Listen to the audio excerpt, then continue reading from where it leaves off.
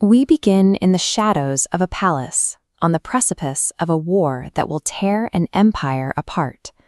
At the center of this suffocating tension sits King Dhritarashtra, an aged ruler whose clouded eyes reflect his sightless world. Physical blindness is only his most visible limitation.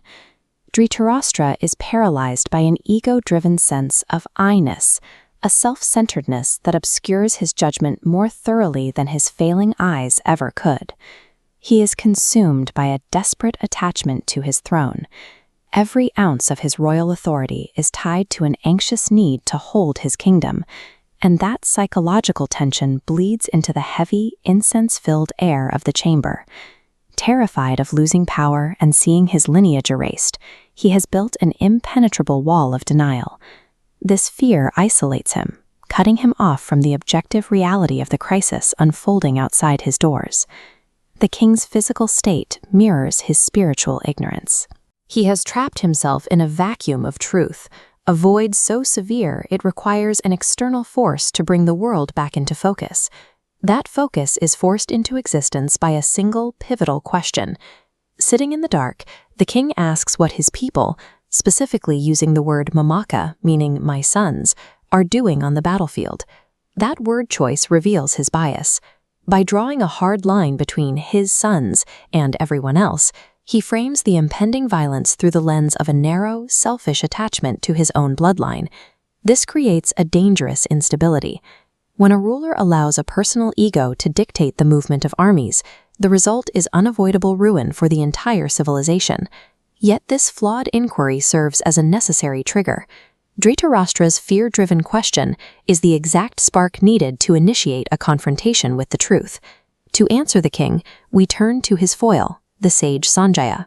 Where the king is reactive and anxious, Sanjaya possesses a physical discipline and emotional self-control that makes him the perfect observer. Sanjaya possesses Divya Drishti, or divine sight. This is an ethereal, extrasensory link that allows him to perceive reality with total objectivity, bypassing the physical limitations of space. The contrast between the two men defines the scene. Sanjaya radiates a calm, enlightened energy that pushes back against the king's shadowed, fearful anxiety. Sanjaya's link to the outside world activates. A shimmering projection expands across the room, bridging the dark chamber to the reality of the plains beyond. Because Sanjaya looks through the lens of divine sight, his vision is stripped of the king's possessive bias. What he reports is an uncorrupted transmission of the facts on the ground. Sanjaya acts as more than a narrator. He is a living instrument of truth, designed to cut through the king's protective layer of ego. We transition into Sanjaya's vision of Kurukshetra. It is a staggering sight. Thousands of iron-clad warriors standing in strict formation, waiting to strike. Sanjaya defines this earth as Dharmakshetra, a glowing, sacred land. This elevates the field from a mere historical site to the staging ground for a much higher conflict. This diagram shows the rigid divide.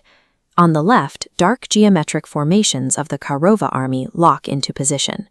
Opposing them, illuminated formations of the Pandava army set their lines. Sanjaya maps the king's internal darkness onto the Kauravas, linking his flaws to this force. The Pandavas, bathed in the dawn light, serve as the counterforce. In Sanjaya's mapping, they represent the essential principles of righteousness and duty. In Sanjaya's structural description, frames the field as the staging ground for an eternal clash between duty and ego. Back in the throne room, these two perspectives collide. The king's selfish fear is finally met by the weight of Sanjaya's sacred reality. This collision mirrors a different struggle. The blood-soaked plains Sanjaya describes map perfectly onto the internal landscape of the human mind.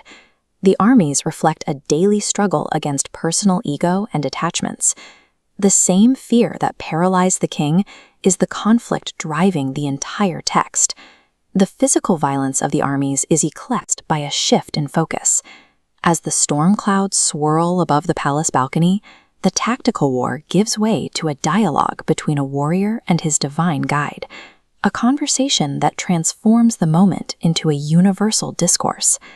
Dhritarashtra's fear-driven inquiry set the stage for an exchange that serves as a manual for self-mastery, showing us how to navigate the internal wars we all face.